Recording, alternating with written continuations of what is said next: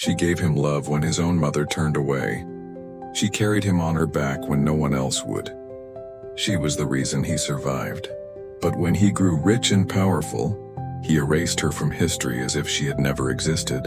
This is the heartbreaking story of the Black Maid, who raised the white heir, and how betrayal can cut deeper than blood. Before we dig deep into this shocking story, kindly hit the like button, subscribe, and turn on your notification bell so you never miss real stories that reveal the darkest truths and biggest betrayals. In 1952, deep in the American South stood the Whitmore estate, a sprawling mansion with white pillars and endless fields, a symbol of wealth and power. Inside that house lived Charles Whitmore, a wealthy landowner, and his fragile wife Margaret, who had given birth to a sickly baby boy, Edward. Edward was born small, weak, and often fell ill. Margaret, ashamed of his frailty, rarely touched him. Charles, obsessed with business, had no time for him. And so Edward was handed over to Clara Johnson, the Black Maid of the house. Clara had 3 children of her own, yet poverty and circumstance forced her to leave them behind in a cabin at the edge of town, while she worked for the Whitmores. Despite her pain, she poured every ounce of her love into Edward. She nursed him when Margaret refused to. She sang him hymns when he couldn't sleep. She rocked him through fevers, whispering prayers over his small body. Edward's first word wasn't mama, it was Clara. Soon the child followed her everywhere, into the kitchen, into the garden, into the servant quarters. She became his world. As years passed, Clara became more than just a maid. She was Edward's mother in every way that mattered. She taught him to walk.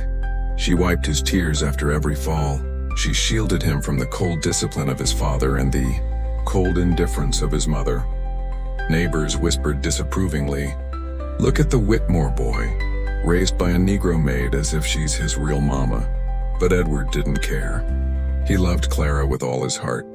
At night, when storms shook the estate, it wasn't Margaret's arms he ran into, it was Clara's. By the time Edward turned 18, he was sent away to college in the north. Clara stood at the train station, tears in her eyes, her calloused hands holding his suitcase. "Don't forget me, Eddie," she whispered. He kissed her cheek. "I could never, Clara, you're my everything." But the world outside the Whitmore estate was different. At college, Edward was mocked for his southern roots. When people discovered he'd been raised by a black maid, they laughed. They told him he would never be respected if he carried that shame into his future. Edward learned to stay silent, to pretend Clara was just a servant, not the woman who saved his life. Years later, Edward inherited his father's estate and business. With sharp ambition, he grew the Whitmore fortune into millions. He became a prominent figure, a man praised in newspapers as the heir who rebuilt the Whitmore legacy. But in all those glossy magazine profiles, one name was missing: Clara Johnson. When asked who raised him, Edward replied, "My mother, Margaret Whitmore." Not once did he mention the Black Maid who had carried him through sickness and hunger. Clara, now old and frail, still lived in her tiny cabin by the estate. She waited for him to come. She believed that one day Edward would return, honor her, and lift her out of poverty. But when Edward published his memoir, her heart shattered. In its pages, Clara's name was erased. Every memory is rewritten. He painted his mother, Margaret, as the nurturing woman who had raised him, while Clara's decades of sacrifice were reduced to silence. When she confronted him, he looked at her with cold eyes. "Clara, you were just the help. Don't ruin what I've built." Clara died in 1978 alone in her cabin. No newspaper carried her obituary. No Whitmore family members attended her funeral. She was buried in a small unmarked grave by her own children, who never forgave her for giving her love to another woman's son. Edward went on to build statues, libraries, and monuments in his family's name. People called him a man of legacy, but the truth was his entire survival rested on a woman he chose to erase. Years later, a historian digging into the Whitmore family records stumbled upon journals Clara had written. In those faded pages were lullabies, prayers, and letters to her Eddie. The world finally learned the truth. The white heir who built an empire was alive only because a black maid refused to let him die. And though Edward erased her from his story, History eventually whispered her name louder than his wealth, Clara Johnson. In the early 1990s, a young black journalist named Angela Brooks began researching the Whitmore dynasty for a magazine feature. While interviewing old townsfolk, she kept hearing one name whispered, Clara Johnson. Curious, Angela followed the trail. In dusty church records and fading servant ledgers, she pieced together a story that Edward had spent a lifetime trying to bury. Angela realized this wasn't just a forgotten maid. This was the true mother of the Whitmore heir. Angela requested an interview with Edward Whitmore, now a powerful old man with a polished reputation. In his grand library, surrounded by portraits of his ancestors, she asked, "Mr. Whitmore, who was Clara Johnson to you?" His face hardened. "She was a maid. Nothing more." Angela pressed, showing him Clara's journals. Edward's hands trembled as he read his childhood prayers, written in Clara's handwriting. But pride won over truth. He snapped the journal shut and said coldly, "This interview is over." Edward's children, who had grown up believing their grandmother, Margaret was the nurturing matriarch, stumbled upon Angela's article draft. Shock consumed them. Their father's entire legacy was built on a lie. One daughter, Rebecca Whitmore, confronted him. "Father, how could you erase the woman who saved you?" Edward, old and frail, muttered, "Because the world would never have respected me if they knew I was raised by her." Rebecca whispered back, "Then maybe the world isn't worth respecting." After Edward's death, his children decided to right his wrong. They commissioned a statue not of him, but of Clara Johnson, standing tall, holding a child in her arms. The plaque read, "To Clara Johnson, whose love built the Whitmore legacy, she will not be forgotten." For the first time, Clara's name was etched into history where it belonged, not in the shadows, but in stone. Today, visitors walk past the Whitmore mansion, now a museum. In one corner, Clara's journals are displayed. People read her words and tears fill their eyes.